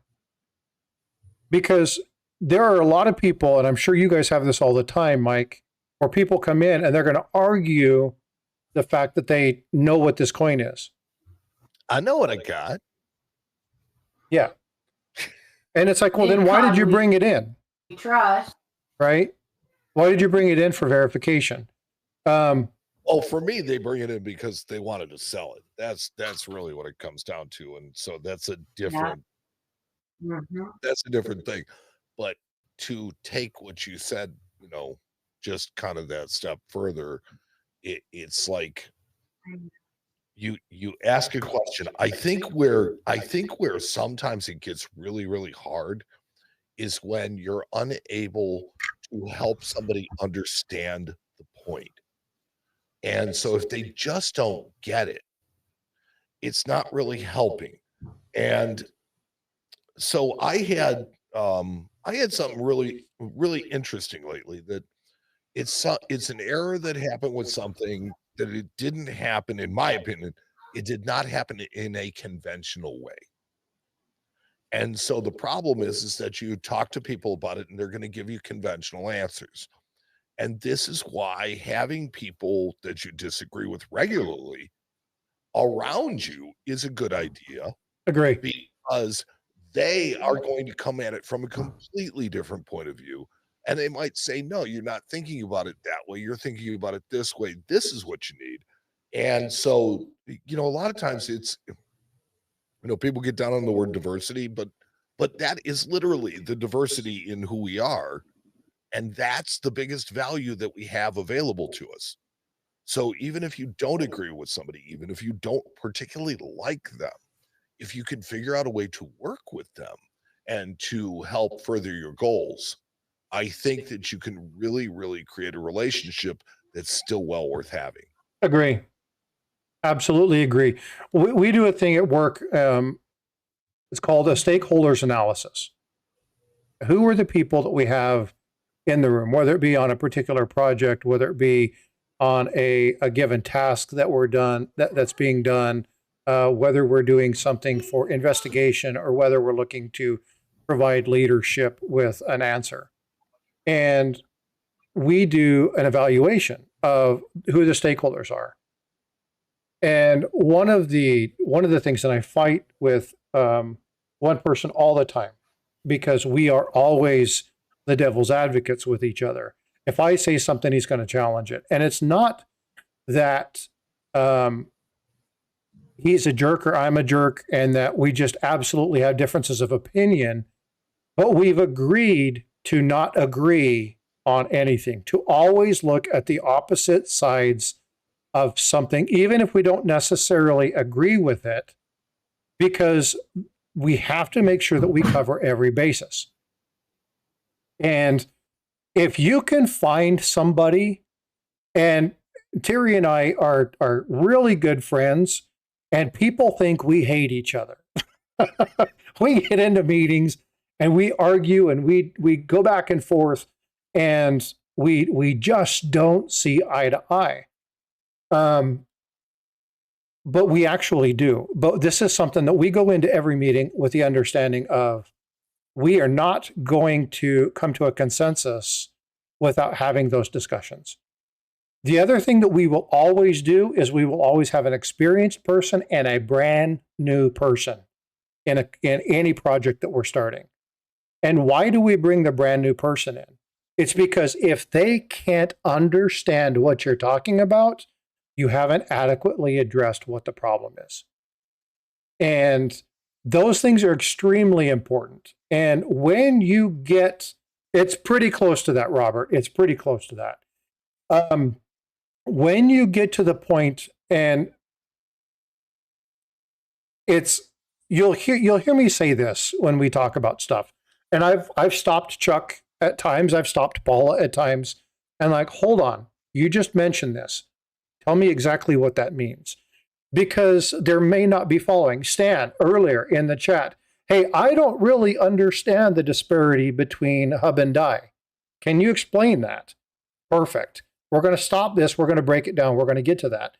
And you need people to ask those questions, because if you're not getting to Mike's point, if you're not getting to the crux to where everybody understands it, then you're not doing them any service. You're not doing any justice to that.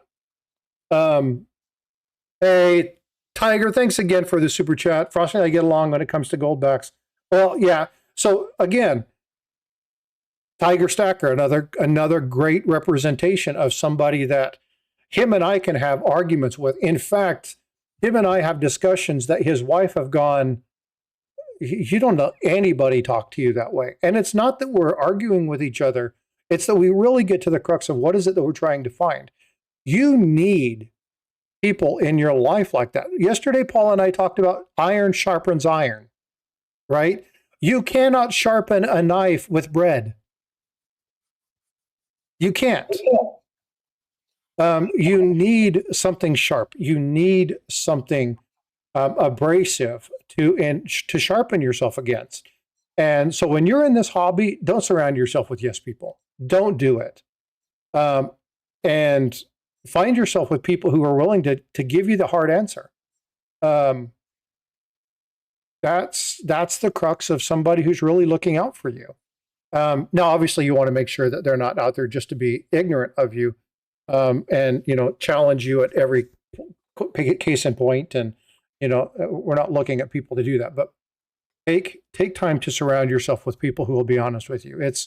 It's hard to find, and when you find them, hold on to them closely, because I tell Paul all the time, Paul, I love you to death.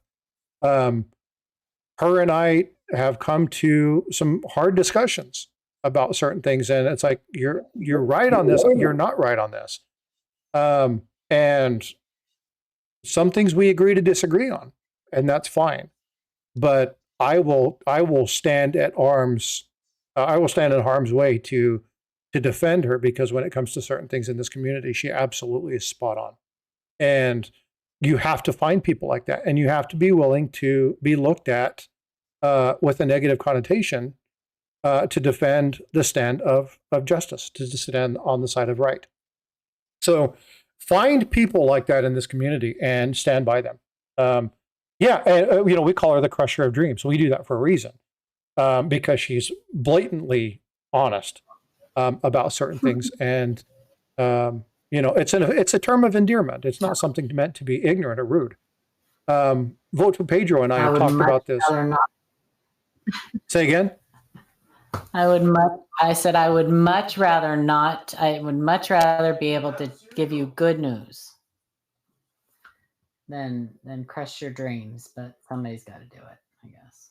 Yeah, and Tiger will never be right on goldbacks because goldbacks are a complete waste of money. But is what it is. Well, I'm not. I don't read chat when I'm talking about something. But right now we're just having discussion. We're past the education point, so it's a little bit different. But yeah, it's important to surround yourself and have those people in your life. Now, I will say this: people don't do you any favors by not being honest with you and not telling you the truth. They are not doing you any favors. So take it for what it is, I guess. Oh, there goes Jack. Ding, ding, ding. He sent me more stuff. He's like, get back on topic. Ding, ding, ding, ding. I know. Talk about the coins. Good morning, Tiger. Yeah, he's like, back to the Morgan discussion. Sweet man. He's sending me. There's a friend. Back to the Morgan. That's a friend, yes. He's like, enough of this. We're not here for the soft piddly stuff. Let's get back on topic. Enough of this. Nothing. Oh, here's a good one. Oh, you know what's funny? I actually have one of these, Jack. Actually got one of these from a member in the community. It doesn't say, it's not damaged. It's a top 100. Actually, I think I showed this. But it's absolutely counterfeit. But this one, mine is in, I don't know if it's in an ICG holder. I'll have to go pull it out and find out. But I have one of these. I just found one yesterday. What of these? No. Friday. Yeah. 1900 micro oil. It's the first one I've seen. Yeah, and I actually I figured it out live because Jack Riley, we were going through and I was like, this is a VAM 5. And he's like, that's a really good counterfeit. Where'd you get that from? I was like, oh, I didn't know that. You're like, what? I knew that. Certainly makes the AG3 way better. Say that again. I said it makes the net AG3 way what? better. Yeah. Yeah. Yeah. Yeah. I think they undergraded it.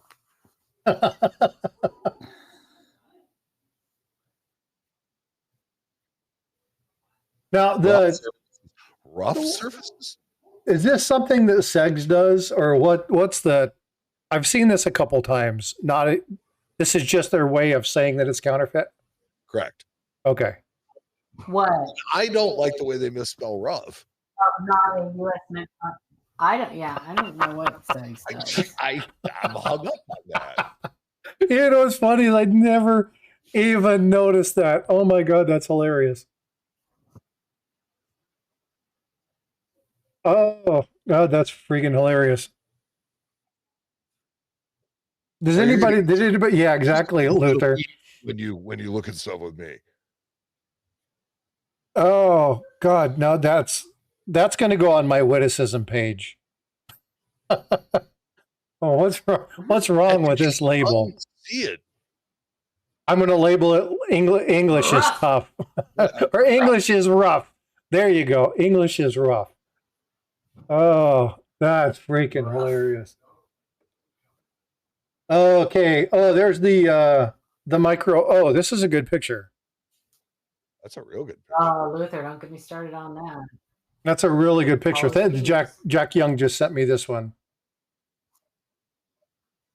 Aha. Yeah, that's it is. Thank you. This is a really nice image. Oh, Jack Riley just sent me something. It absolutely illustrates what you've been talking about this entire time. is that these are 3 different coins that have the same mark, which is not, it looks to be a contact mark in the exact same place. Yep. That is coming from. It's like those CC Morgans. Every Yeah. time I see something like this, I think of those CC Morgans that have the slash across the chest feather, the chest of, you know, on the reverse. Every single one of them has that slash across the chest. This image is Jack Riley. Now, so the images that Jack sent me, just so you guys understand the context. Yesterday, when he suggested that, he did all that on his phone. So he didn't send me the highest quality images because he just quickly put that together for today's presentation. He's got way better images. And if you look at that proxy blog that he did regarding the micro O's and stuff, you'll see way better images. It's just what he sent me. And again, this was discussed last night, and he put this together. So it's not that he doesn't have good images of it. It's just the ones that I had were not the greatest images because they were just small and I had to grow them up or blow them up, enlarge them. I never understood why they say that. I don't want to get down that rabbit hole. Why do they call it blowing up a photo? But anyway. She's like, damn it, don't do this to me. I'm going to go down this rabbit hole, try to figure that out. Okay, so I'm not saying nothing. So think about it as a picture on a balloon. Blowing it up means making it larger. Oh, I understand, but it's just the English language. Sometimes things are wonky. Oh, idiomatic expressions are wonderful. All right, so let me go pull up. They're somehow related. Yeah, and Jack, thank you for putting me back on track. I appreciate you, bud. So let's bring these up. These are, this is the one that Jack Riley just sent me. These are some pretty neat ones. Good morning, everybody that just popped. And what did he say? He said that I'm trying to read the messages. All 3 of these are counterfeits. And this shows you that even the best out there make mistakes, because this is Annex that created these. This is a company that prides itself on the way it grades, you know, varieties. Mm-hmm. And has some really high, I mean, look, think of all the people that worked at Annex. Yeah, yeah. Well, and that's one of the things, you know, there are different classifications or different levels of counterfeits. Most of us see the really horrible examples, right? And we see the ones that you look at it and you're like, oh my God.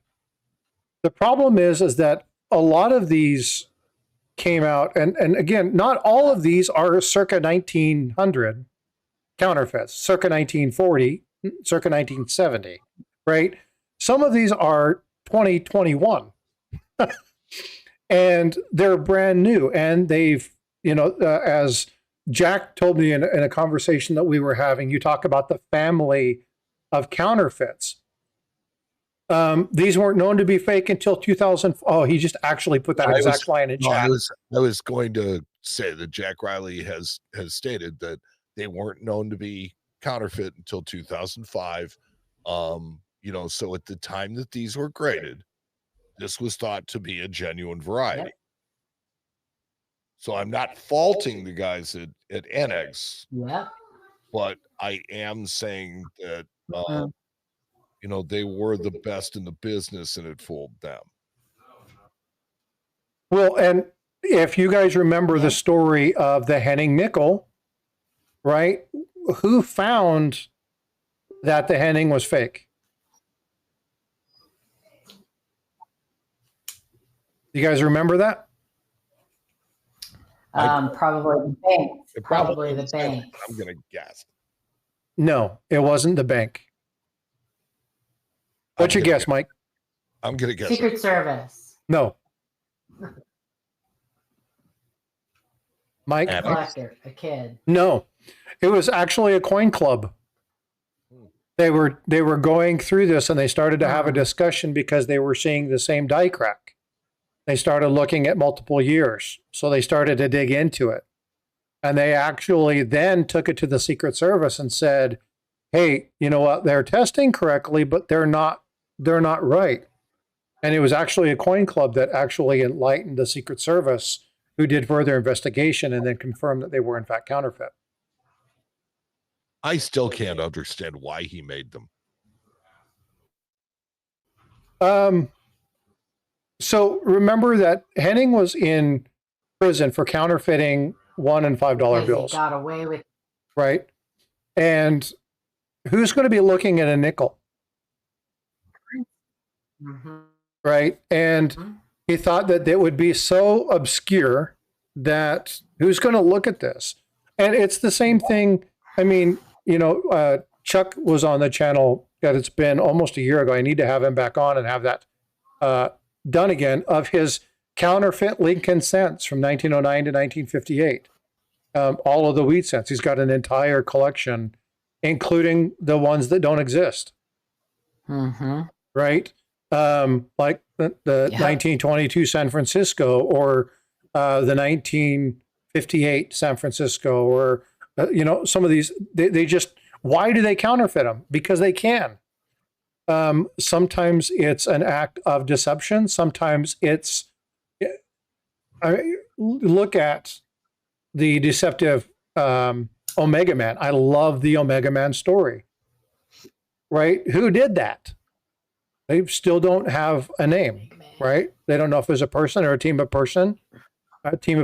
They don't know if it was, they have some ideas, but there's no definitive about who the person was that had that.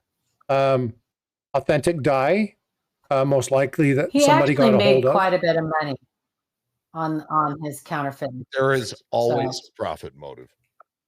Always. When it comes to criminal activity, there's always a profit motive. Now, when we look at that, when we look at large scale, and in the case of looking at a lot of these counterfeits coming from one or two very specific areas in the world, there's also some level of destabilization in the economy, and so there's a number of reasons. Yeah, fire me one more set over, Jack. That's cool. There's other, it's almost always profit. That's true.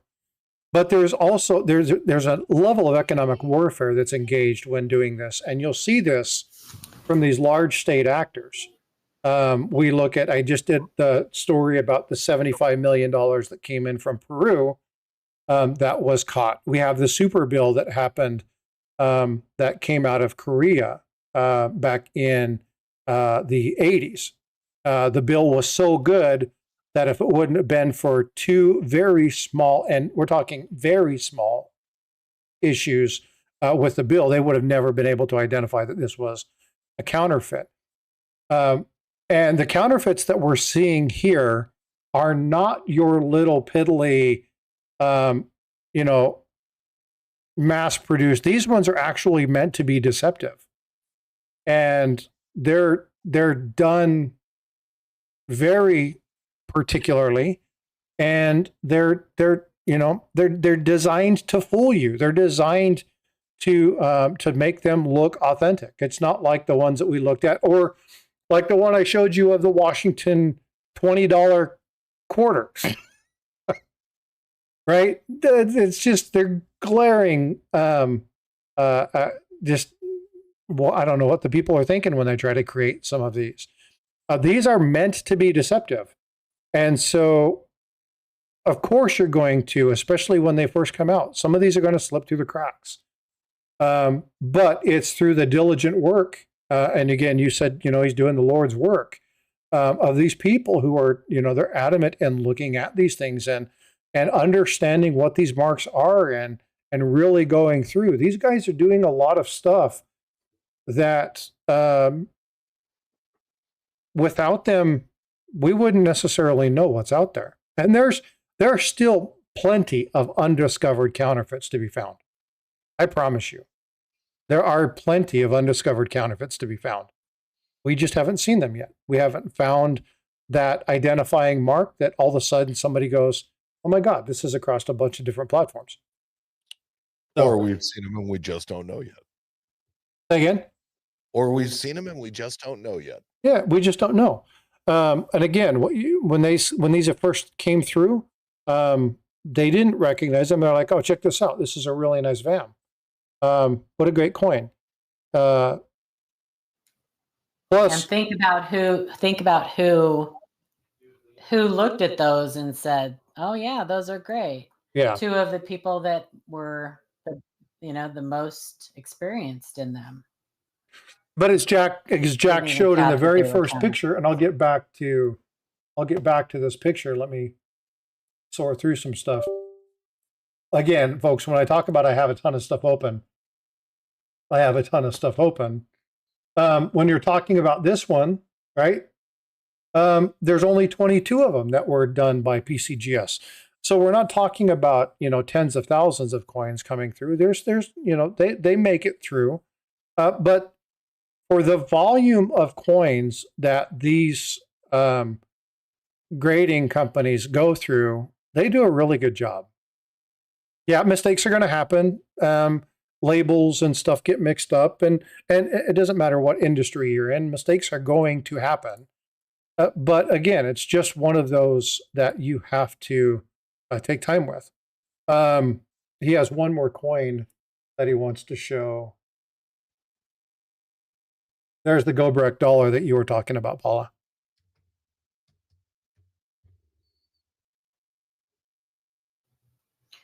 What? Where? On the screen? I must be seeing something else on the screen. I'm seeing a Morgan dollar. No, I see the Gobrek.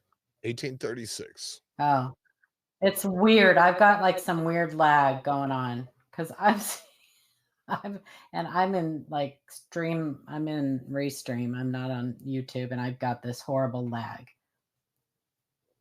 That's weird. Must be local internet. Now, yeah. Yeah, Jack Riley says these were so good that they passed everybody for 80 years.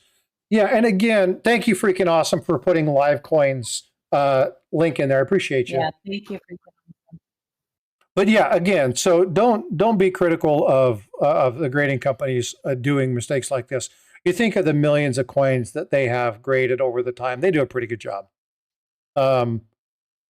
I get more frustrated with the grading companies when they do what Annex just did with the stamped coin, grading it as 70. Those are questionable items. These are just mistakes that are made, right? And again, if you can fool some of the people who are the experts for years, they've done a pretty good job on some of these counterfeits, and I guarantee there's more out there.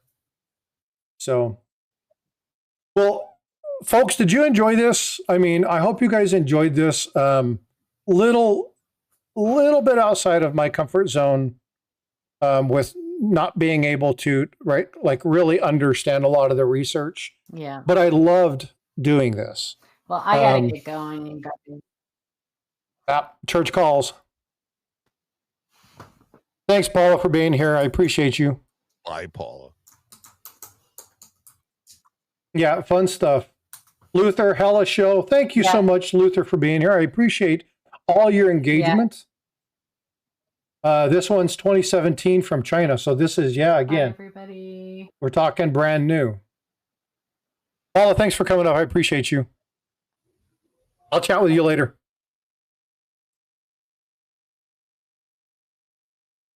Are you still here? I can't tell if she's here or she's not. I think she's gone. Yeah, it still shows she's here, but she's lagging. So who knows if what's going on. Mike, thanks for coming up. I appreciate you being here. Oh, it's my pleasure. It was nice to have conversation. Again, anytime you want to, you're more than welcome to pop on up. What are you guys going to be doing over there at the Coin Show podcast? So let's see. Coin Show podcast will have a fresh news show this coming weekend on Saturday. This will be a show. So it's going to be, the usual suspects, the news, something educational. We'll talk about, some of the stuff we've got coming up and probably do your coolest thing.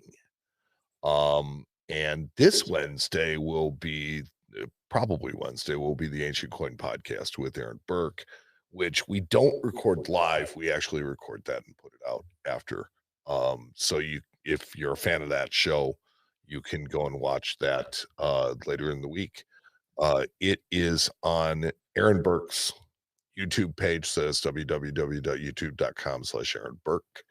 And the Coin Show podcast is available on Facebook and also on YouTube. Just search the Coin Show. And yeah, that's pretty much what we're going to be doing. I'm going to be, let's see, I've got a couple of collections coming in this week. I've been really doing a lot of currency lately, so I'm learning a lot about that. Every day is just, for me, it's a chance to learn something new and meet some new people. And I've always been a coach, as far as bowling and sports and stuff like that. So teaching just kind of falls right in there for me. Outstanding. Well, you do it well. Again, folks, if you're not subscribed to the Coin Show or the Ancient Coin podcast, make sure you guys are getting over there and subscribing to those. Go check out Harlan J. Burke. They have some amazing products. HJBLTD.com. Yep, go check them out. And hey, Robert Pintoff, $20 super chat. Thank you so much. Thanks for a very good topic. I appreciate your support very much. Thanks for all the help. Freaking awesome. Because you are freaking awesome. Freaking awesome's a stud. Always good. Thanks for having me. Oh, absolutely. I appreciate, like I said, I appreciate you coming up. Go give Matt a hard time for me. Oh, I always do. All right. And we'll catch up. I want to coordinate a time for us to get together with Aaron. Yeah.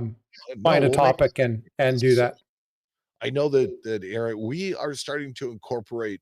So if I've got a minute. Yeah, please. What we do with the Ancient Coin podcast is I really know nothing about ancient coins, or at least when we started it 2.5 years ago, I knew nothing about ancient coins. And really, to be honest with you, wasn't all that interested in them. And Aaron has, taught me this genre of coins through the podcast. So if you want to learn ancient coins, you just go back to the very beginning and you watch with me. So now we're starting to incorporate more maps, and we're starting to overlay the ancient world onto the present day world, so that when you talk about Bactria and Thrace and all these places that are kind of like, these ethereal places in your head, it can show you, no, this is where it was, and that's really helpful in understanding the history of things and understanding the history of the ancient world.